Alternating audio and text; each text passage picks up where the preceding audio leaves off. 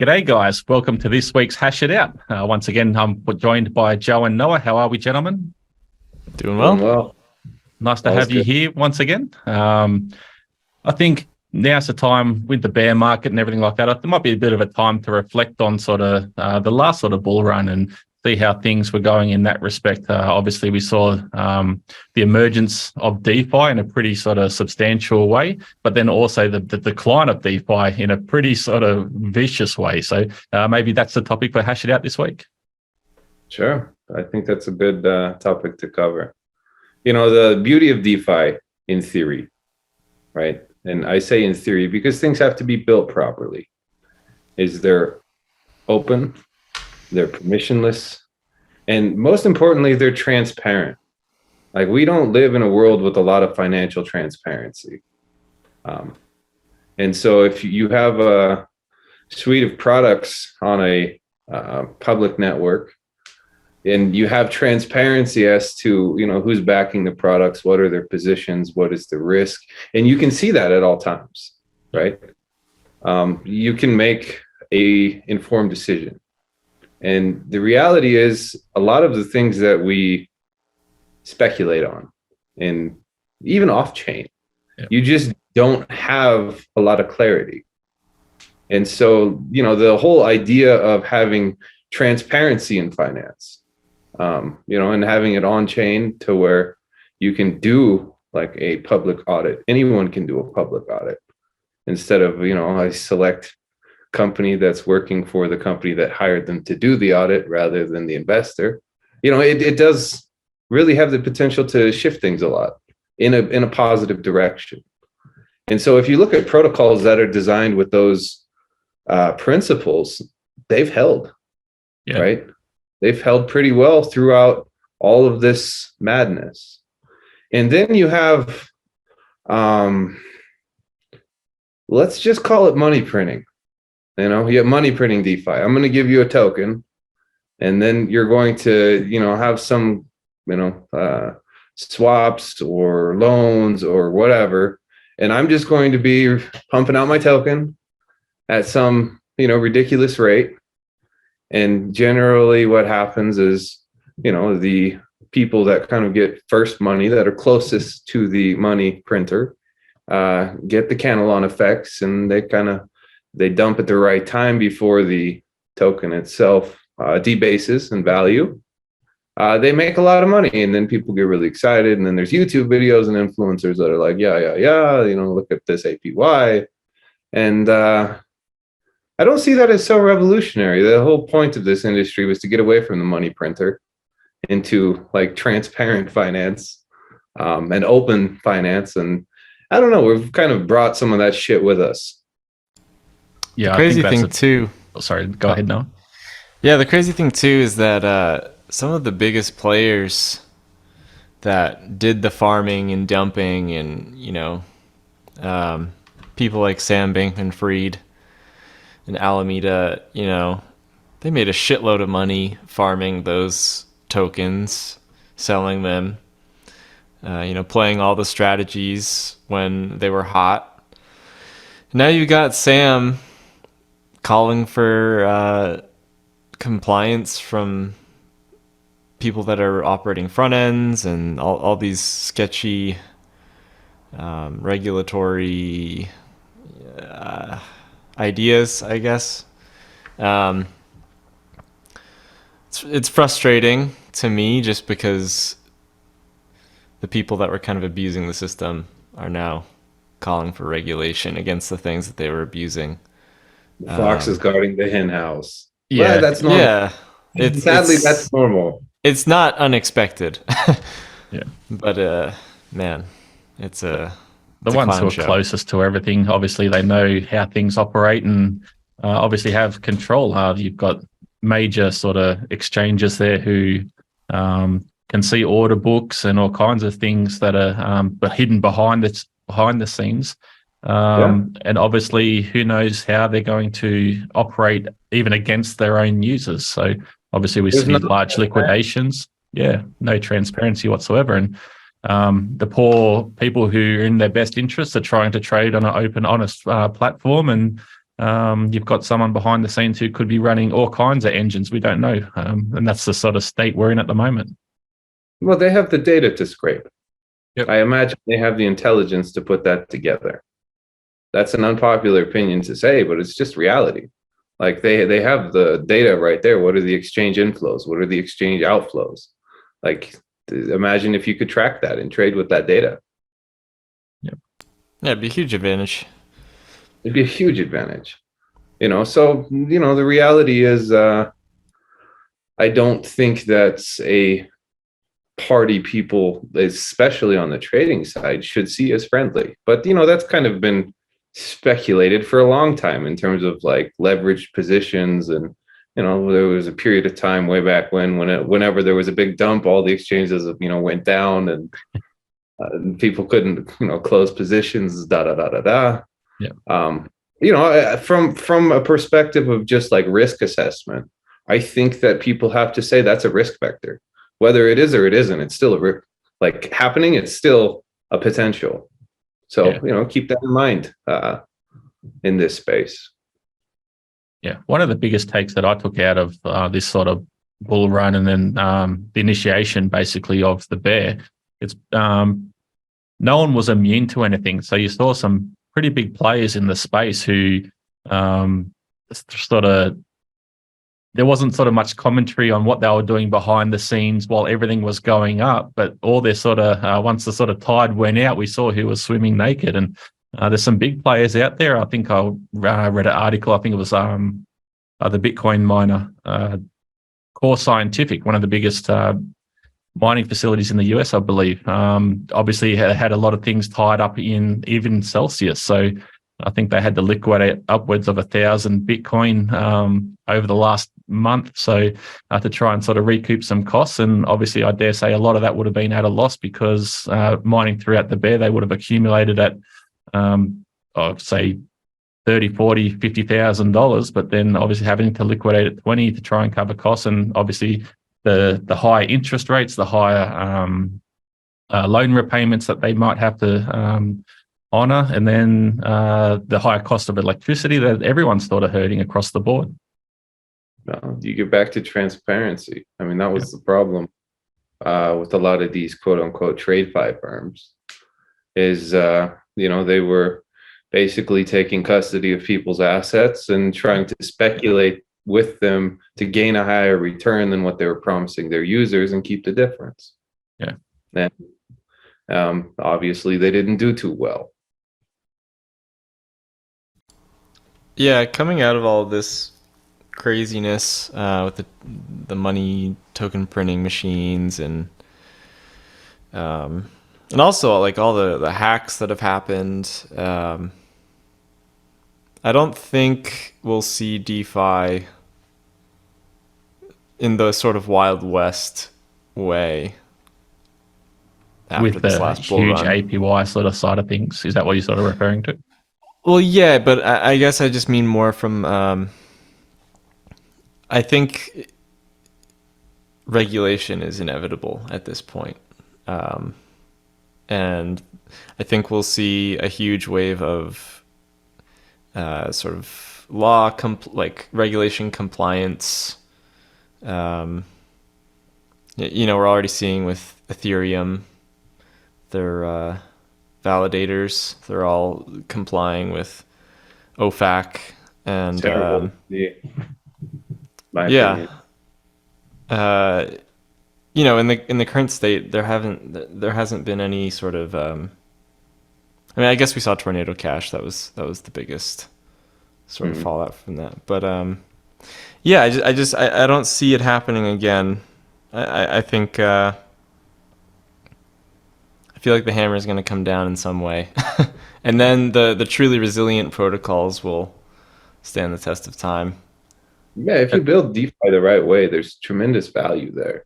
But it has to do with not just the speculative aspect. It has to do with the nature of the system itself.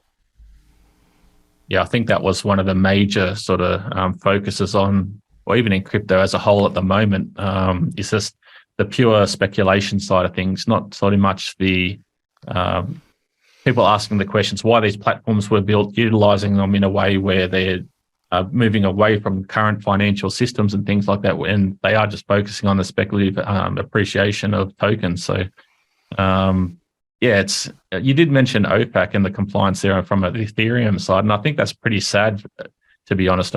Just from the base protocol layer and level, because you've got a huge ecosystem that they've built. You've got a numerous sort of layers of computation that can be utilized, and it's basically falling on deaf ears because they're compliant with any sort of ruling, and they're not utilizing the platforms for what they sort of can or bring them to their full potential. It's quite sad, to be honest. Yeah, could we maybe just outline for viewers that maybe don't know about this stuff, like what it all means? OFAC and the validators complying. Yeah, I mean, that's kind of the American perspective, but there are other countries that have regulatory pressure. The bottom line is it's Bitcoin's white paper's birthday. And you read the first sentence, it's about peer-to-peer transactions without a third party. And the third parties are coming to the door knocking saying, hey, we want a seat at the table. Yeah. And the reality is, why was that system designed? Well, read the first sentence. And then also, even people from certain sort of ecosystems are inviting that third party into at the demise of other sort of ecosystems. And it's got to be careful what you sort of wish for. They have this belief that if we invite the government into these networks, they're going to bless us and our bags are going to pump. Yeah. Right. But the reality is, when does that rabbit hole ever end? Yeah, exactly. Like when does government encroachment stop? Yeah. It won't. For real, it won't. That's a terrible line of thinking. And the people that are doing that more often than not are just thinking about short-term speculative gains and not long-term consequences. Yeah, you see that not only in crypto, but numerous or not even ecosystems, but industries and things like that, where people do bring in compliance and all kinds of things, and before you know it, you can't even sort of scratch yourself because you've got it. Yeah, exactly right. Yeah. So I think that's a terrible line of thought, and the reality is there's no principle there. Where's the line? Yeah. That's the question that, if somebody brings up, we should comply so my bags will pump, you got to ask, where's the line? Yeah. Okay, is privacy a problem? Is proof of work a problem? Is self-custody a problem? Where are your principles here? Otherwise, you're just selling out everything that's good about this industry for some short-term gain, and I don't respect that. Bring the heat, Joe. Tear it to the ground. Well, it's just a matter of getting back to the first principles of everything and why these systems were basically brought into fruition, brought to life. Read the first sentence of the Bitcoin white paper. If you can't make it past that, what are you doing? Yeah. I think it becomes just like a secondary stock market. Yeah, it's basically a stock market that the only benefit is it's right now is unregulated, so you can have more leverage. Pretty much, yeah. It's wild west of the penny stock days.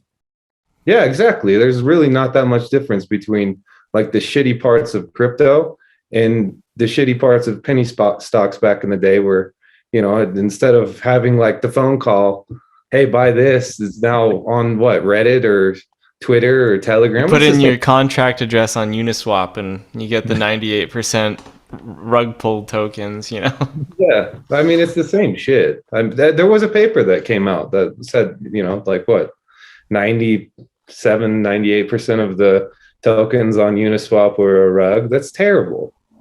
Yeah, it's pretty appalling.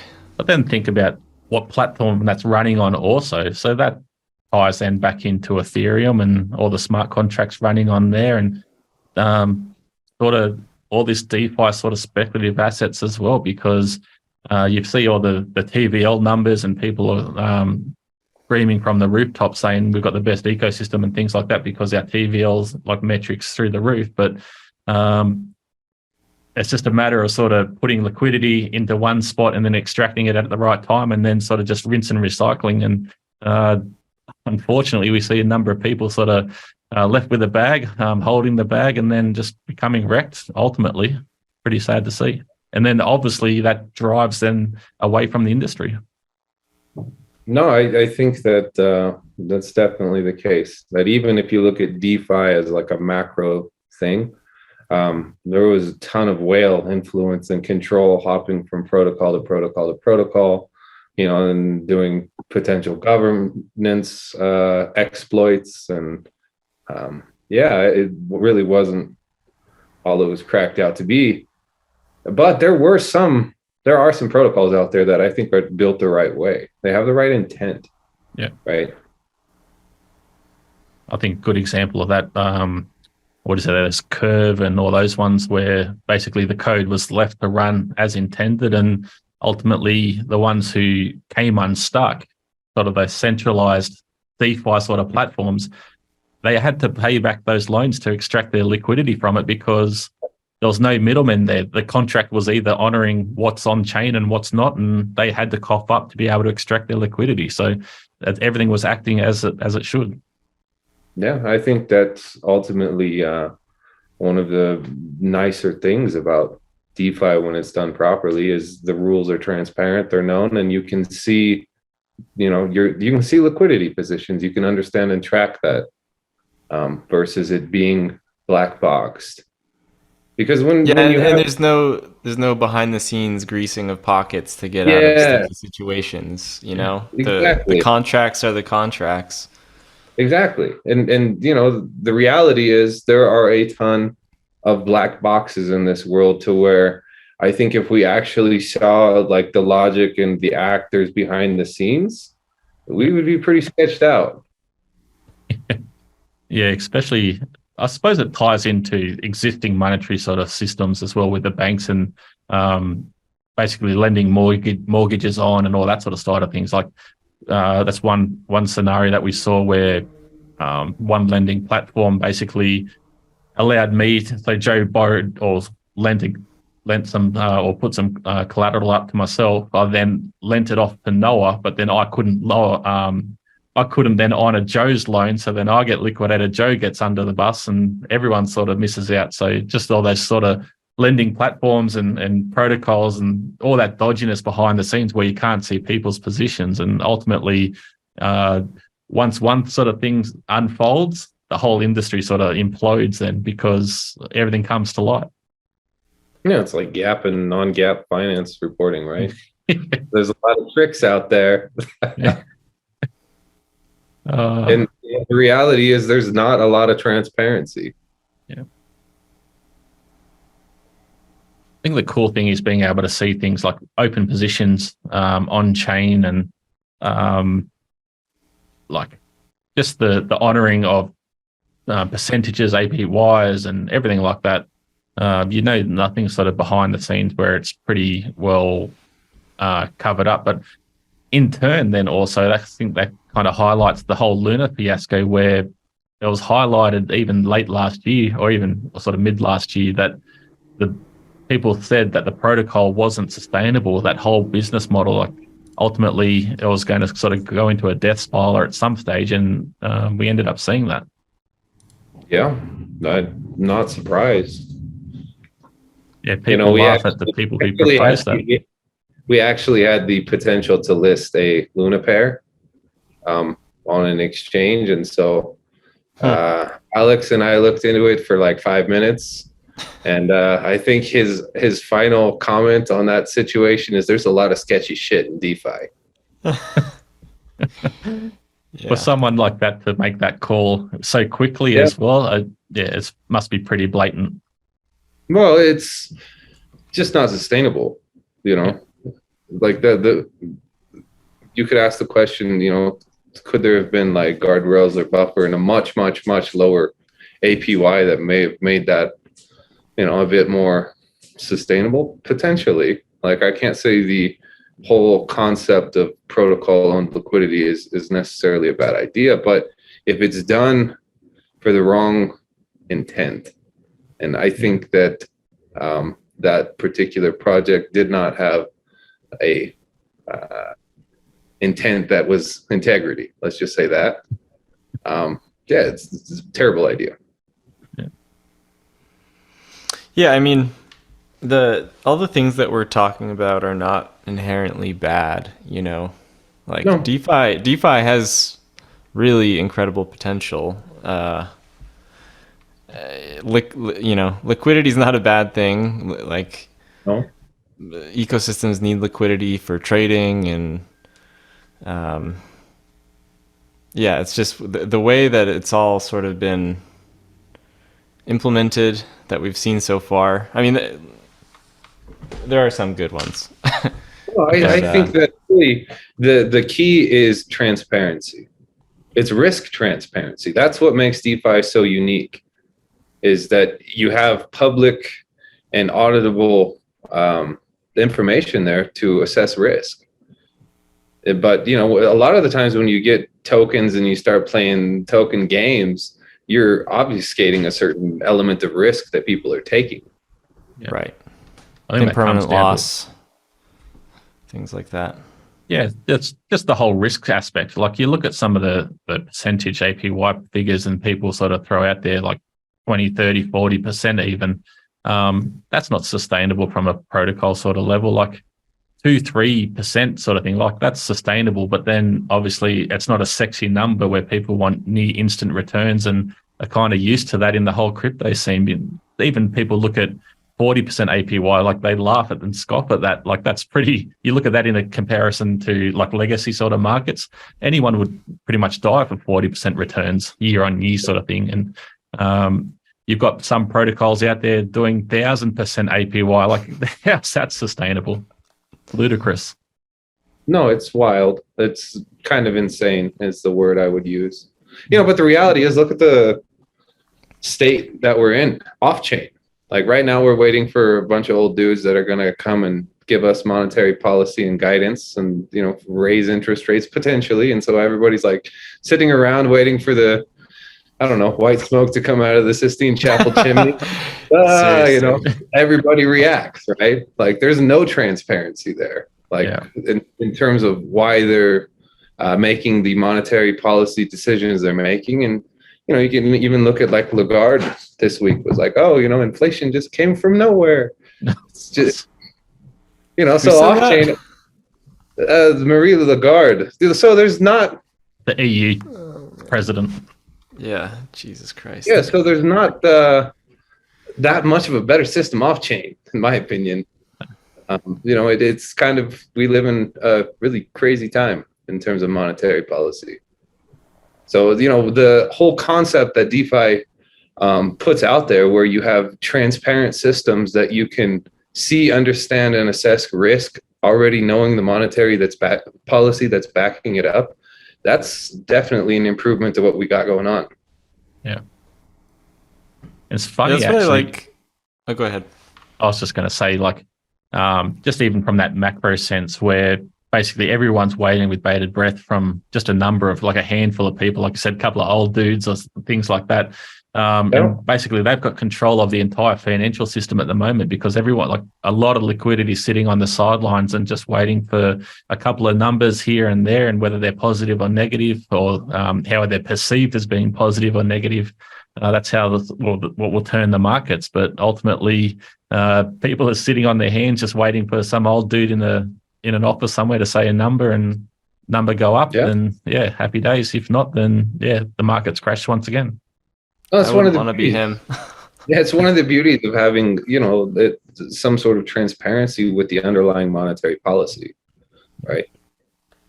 It's relatively predictable. That's good. And then if you get transparency on top of that predictability, you can build solid systems. Yeah. Missing in the world, in my opinion. Yeah, that's what I was going to say earlier about Sigma USD. You know, you can see the reserve, you can see your just the balances of the tokens in the system at all times. It's transparent. Yeah. You know what's going in. It would be really cool to be able to see.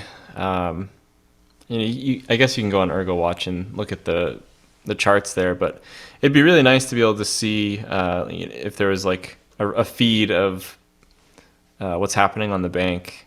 That would be pretty neat just to see. Yeah, and even that, it's not a perfect protocol, in my opinion. No, it has a lot of problems, I think. It does. It does. I think like probably the I don't know, lowest hanging fruit there would be the potential to have floating fees based on where the reserve rate is, to incentivize things in a certain direction and provide disincentives. That would probably balance things.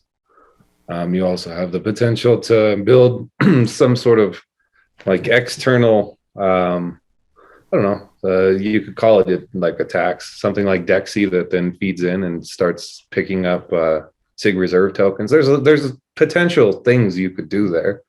It's just, we would need to see them modeled out and then debate as a community and come to some sort of consensus about it.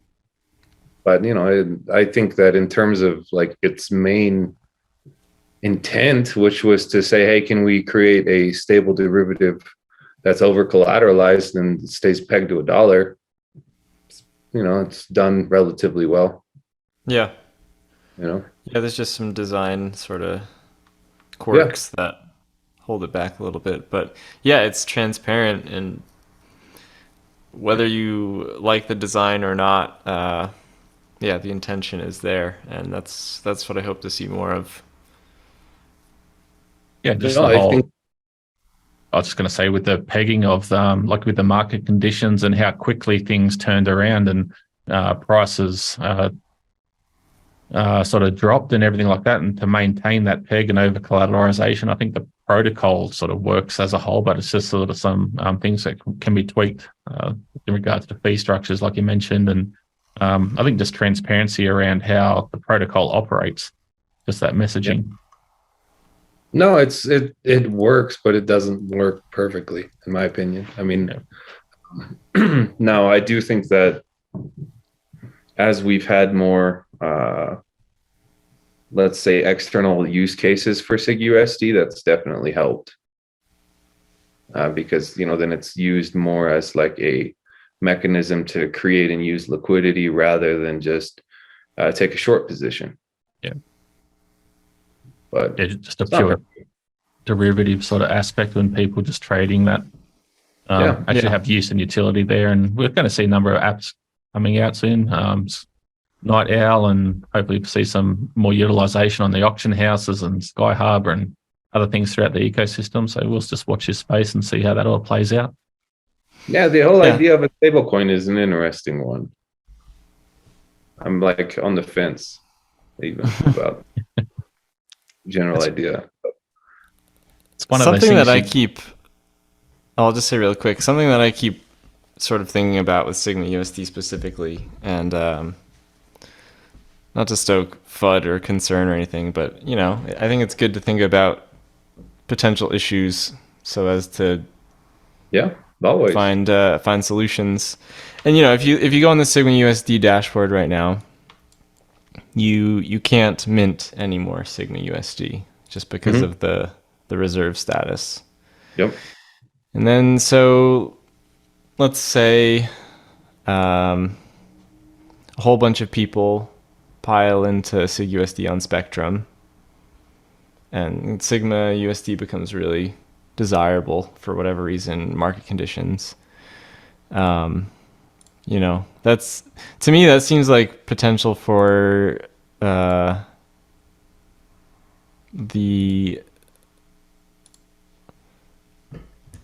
price of SIG USD on Spectrum is no longer going to reflect reality. And there's not a way to introduce more SIG USD into the system if you can't purchase SIG USD.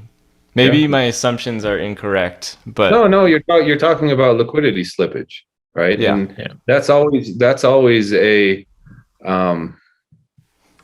let's just call it a concern when you're taking into account stable coins. Now, one of the benefits is like you can't mint it, but you can still redeem it. Yeah. Right. Yeah. Yeah. So at least on that side, it'll keep peg if it stays within the assumptions of SIG USD itself.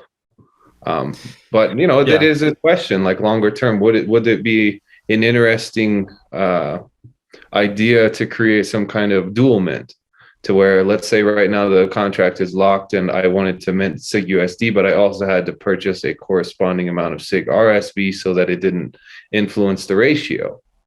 Yeah. Potentially. I mean, I think that's an interesting idea. That way you would never like fully get into the position where you have to like cannot mint SIG USD, which is a downside to that protocol. It's certainly not perfect in my opinion, but there are things that could potentially be done that would improve it. The question is just, we need that to be data driven, and then how do you get consensus? And would it be better to start SIG V3 instead of SIG V2 and say, we're not going to change the rules, we're just going to implement something in parallel that's a little bit different? Yeah, the thing that's, I think, most important is that you can always redeem. Yeah. So even if the protocol, doesn't scale super well, at the very least, people can get out, Yeah, and you do have transparency in terms of like reserve ratios, and that's important. But when you're talking about, let's say, like the risk assessment, right? You can have stable coins that don't require as much over collateralization. DAI is a good example of one. But then you have a different risk assessment you have to make, and that gets even more complex when you start potentially plugging in, let's say, these external stable coins that are kind of backed off chain, and then you have a certain governance, attack potential and censorship resistant potential. And it's an interesting concept, because in a way that type of finance is more frictionless, right? To where you can move on and off chain, versus something like, SIG USD, you'd have to buy mint SIG USD, and then you'd have to go through multiple steps, and every step has a certain transaction cost and a certain fee. So to some degree, like, the external parties do offer a smoother experience, but then they also come with an element of regulatory capture and censorship potential, and even governance attacks potentially. It's like, you could say, some have speculated that if ETH were to ever fork again, it's ultimately going to be on those third parties to determine which fork holds their stable coins. So they now, in a way, control chain value long term. Yeah, there's lots of value tied up there in, like, say, USDT, for instance, and then there's the Circle side also, which is sort of, I think there's always been that question around USDT and the paper trading side of things on the back end, and I think a little bit of that's been addressed just recently, trying to get away from that paper money sort of side of it.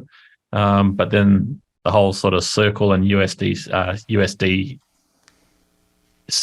side of things, and then the centralization around that, like, who knows how it all plays out. And like I said, if there is another fork and USDC go one way and USDT go another, what happens in that scenario? That'd be pretty interesting.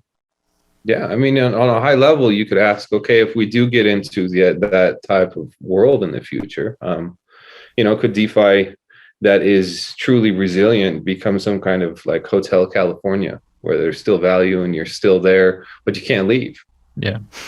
And then, like, that's an interesting question, because who knows, maybe in that, like, if reality went in that way, we could design a better hotel, better user experience, better tools, better systems, and then push just the adoption of those systems and not try to leave. Yeah. Yeah, that's an interesting, like, concept. How that'll all break down, I don't know. But, like, looking at just the opposing philosophies and, the trade-offs, it's a fascinating question in terms of the future of our space. that can kind of tie into also not even leaving ecosystems, but even just going to like a side chain, for instance, taking a coin from the main chain, going onto a side chain, and ultimately then being locked into that side chain ecosystem, whether that's sort of privacy orientated or whatever sort of scenario it is. Ultimately, once you leave that sort of side chain or the main chain, sorry, then you're locked in there, and there's no way to get back to the main chain. Yeah, it's going to be fascinating to see how that cross-chain compliance and regulatory stuff is going to work. I have no idea how that will play out, because that's a complexity that I don't understand. And I'm pretty sure the people that are putting these regulations together don't understand, probably to a lesser degree even. Yeah, I could see a world where certain chains get blacklisted for cross-chain transfers, and then if validators want to comply with regulations, maybe you can't get back to the chain that's been blacklisted. Yeah, like who knows? As soon as you have transaction censorship, in my opinion, it's done. Yeah, exactly. It's done. It's not even an interesting thing. It's like if you want complete OFAC compliance and all of that, use PayPal, use Venmo. Yeah. Number of the UX is a lot better. Yeah. And then you've got a centralized entity to whinge at also. Yeah, I do think that in terms of the core philosophical and practical benefits of DeFi, it does create a new system that outcompetes things. That type of transparency matters, and it's missing in this world. But then you also have that built on top of an open network where you make that tool universally accessible potentially to anybody with an internet connection, and suddenly people don't like it. Yeah, because there's no control. I was going to say that sort of ties into like a lot of our discussions are sort of from our perspective in probably like in our sort of first world countries and things like that. But also think about the perspective of all these sort of financial systems for people who may not have access to sort of the banking systems as a whole. And unfortunately, they get caught up in sort of the roulette, often the promising of high APYs and different platforms. So obviously, you shouldn't invest more than sort of what you can lose. But ultimately, people are putting their life savings, and it could be $20, which is a lot of money in some sort of scenario or some jurisdictions, and ultimately they end up sort of getting rugged and taken advantage of because they're put in a situation where they're trying to better themselves and ultimately get taken advantage of.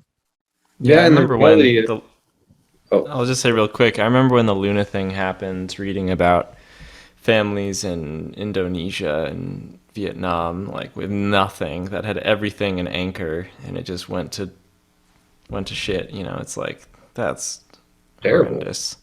It's terrible. Yeah. And then the reality is, building on CW's point, okay, in the first world, we do have at least some like centralized form of, I don't know, it's like a moniker of transparency where, you have audits, you have some things that are supposed to meant to, protect investors. Whether they work all the time or not is debatable, but you go to less developed economies, and you have to ask, what is the, transparency or protections involved with those products, and it's probably less. Yeah, you see from the central side of things, like throughout Africa, there's P2P loans who loan sharks are lending out at 30-40% and all kinds of things.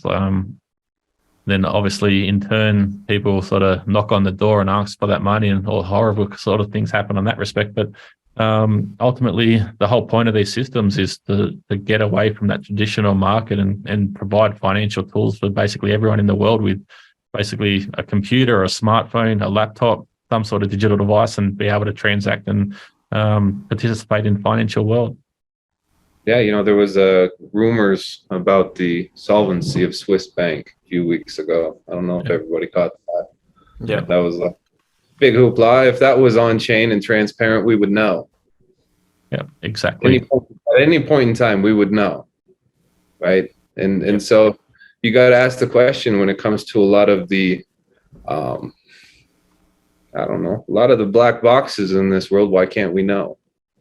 And they're designed so we can't. And we're told, hey, you should speculate on this asset, right? I mean, that's a publicly traded company, and we don't know. Nobody knows. Everyone's saying, oh, maybe they are, maybe they aren't. There's no transparency there. And if there was, then we could have, let's say, quality risk assessment in terms of investing in assets and just transparent data. We don't have that in this world.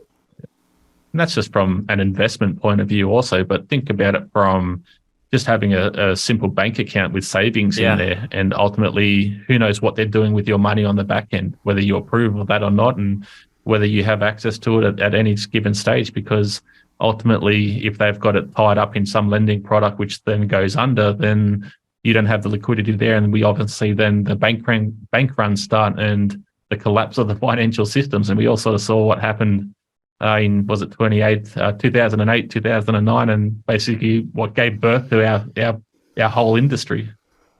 Yeah, it was Celsius, 2008 edition. Yeah.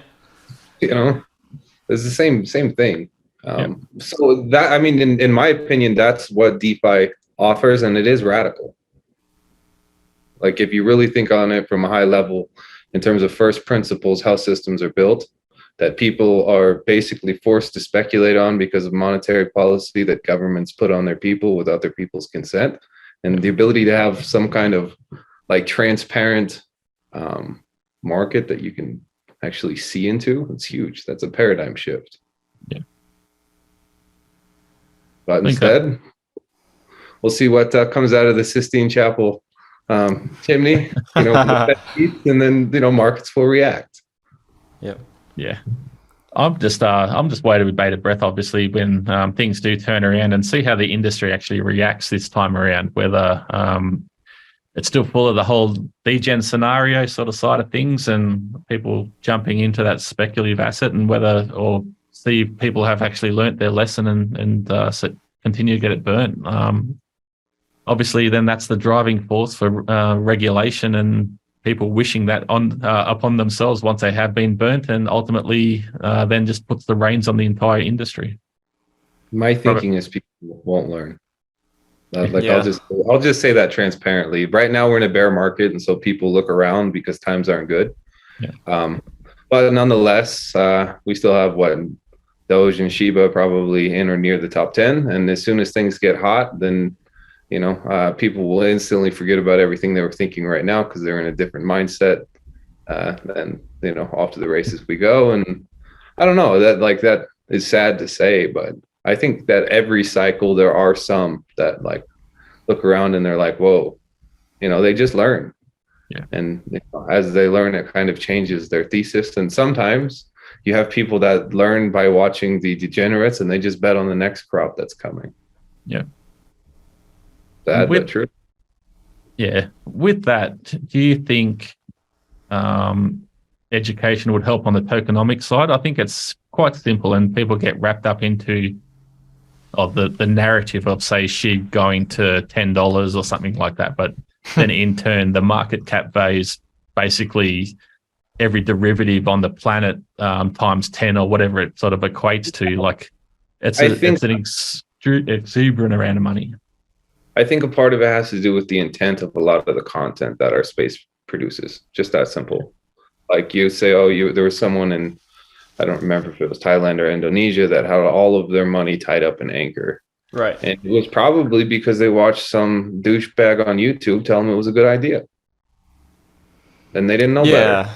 So much of the culture of cryptocurrency is about speculation, and it's about maximum gains and as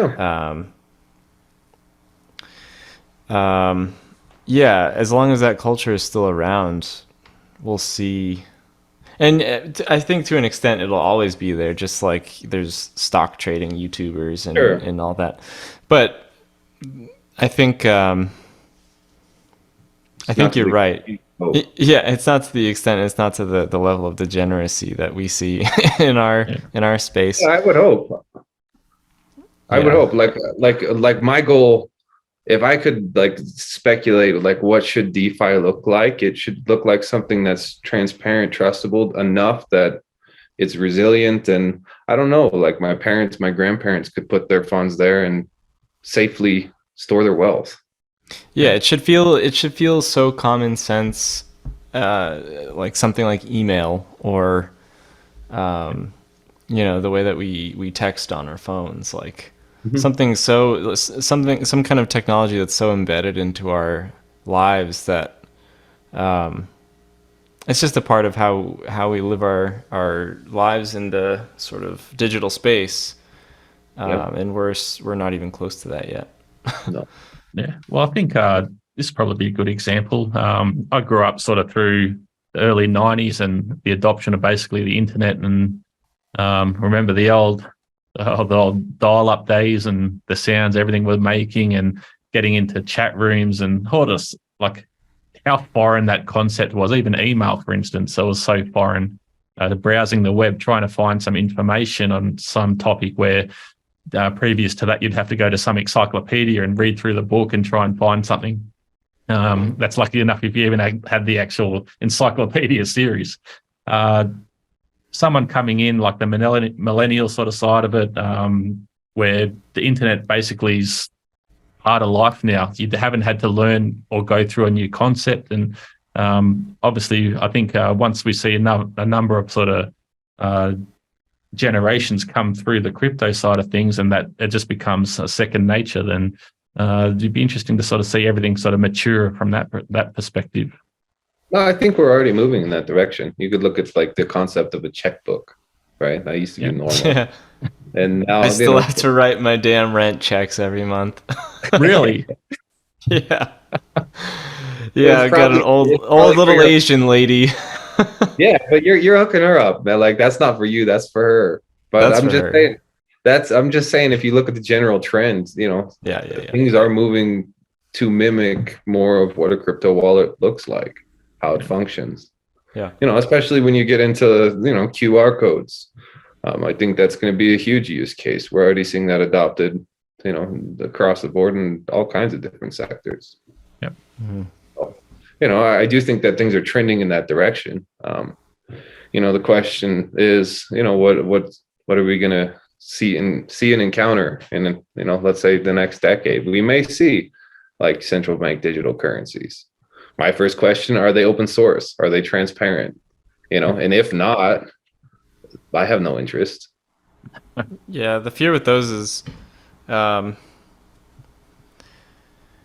you look at a smart contract on Ethereum and it can be frozen, let's say you are part of some, I don't know, thinking in recent history, like the trucker protest up in Canada, they had their bank accounts frozen. Politically, whether you agree with what happened or not, that's not the point. The ability to seize a person's assets for something that has nothing to do with their finances or it's just very scary, the implications of what could be done with a CBDC like that. Sure. Yeah. I think that it's weaponized money.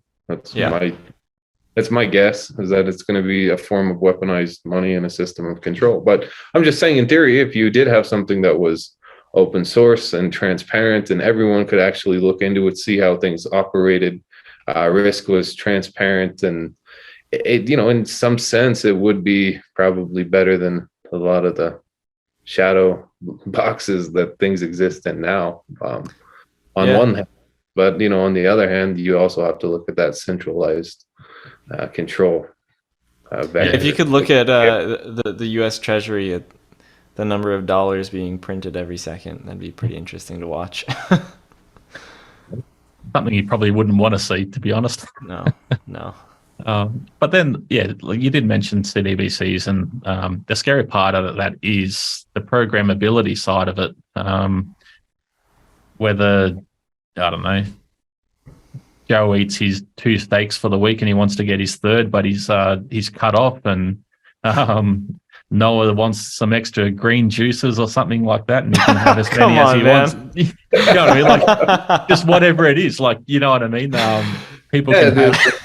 You can have your protein from your crickets in your green shake, like, you know what I mean? Like, who knows how it all plays out, and that's the scary part about it. At that point, when you're talking about rationing, you have coupons rather than money. Money should be free range to where, you know, people have the ability to direct it to their own benefit as they believe it's going to benefit them, whatever that is.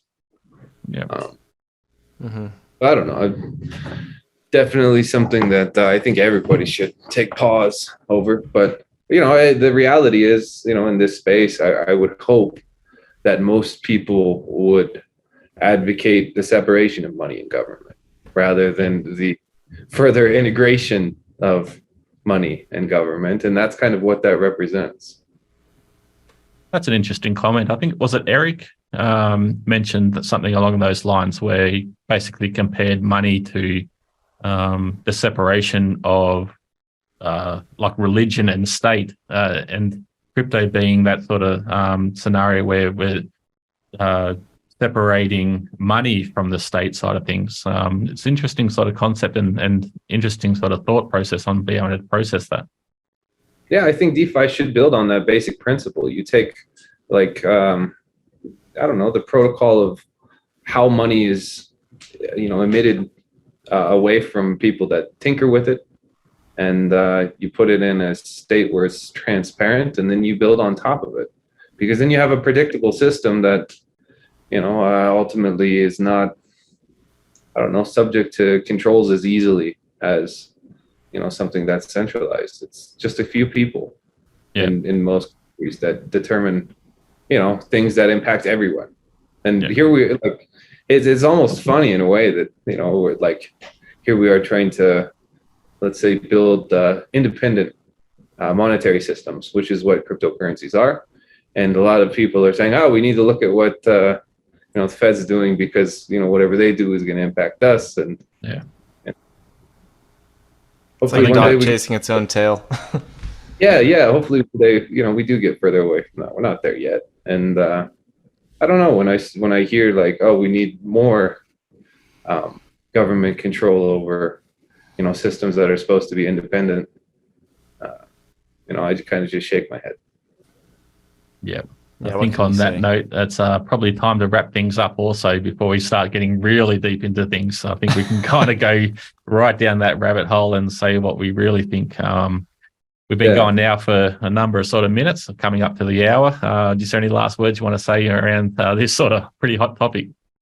Sure. I have my own opinions, and I'm glad that I can come onto your show and talk about them, right? But the reality is, in terms of Ergo, it is an open and permissionless network. And the beauty of that is, like, I have, you know, pretty minuscule mining power. So in that sense, like, my governance potential is pretty low. Just a citizen of the network, right?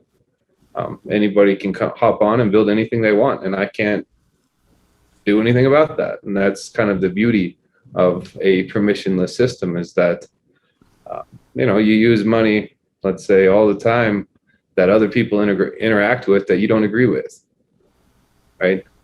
And you don't say, oh, you know, a Republican touched this dollar, a Democrat touched this dollar, or whatever party touched this dollar. It's just your dollar, right? Well, it's your system on Ergo, so build whatever you want. And I would just recommend people check their intent, right? Because, you know, if you build things the wrong way, you can hurt people. Yeah, very well said.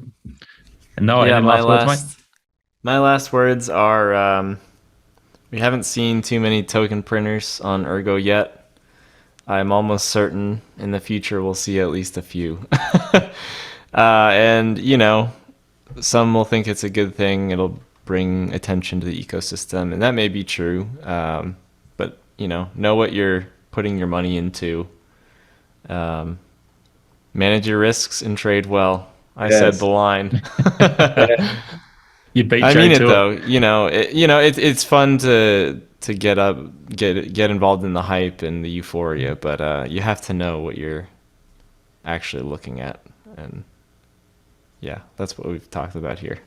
Yeah, definitely. Just know your assumptions, both on the market side of things, ties into the TA side, the FA side, the fundamentals or technical sides.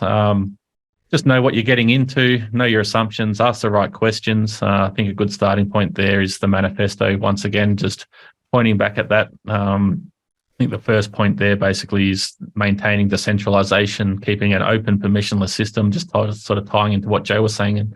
And Ergo is open and permissionless, and I hope it does remain that way and doesn't go down that Ethereum side where we do see sort of that OFAC compliance side of things, because definitely something I wouldn't want to be a part of, to be honest. And I think Ergo's in good stead there. It's in good hands. The mining community is really great. And I think just tying into Noah's comment, if we do start seeing that whole speculative side, I hope the community do ask the right questions and call people out and ask have those constructive conversations, because ultimately that's what provides value, is the community yourselves. So on that note, I'll just wrap things up. It's been a pleasure again chatting, Joe and Noah, yourselves.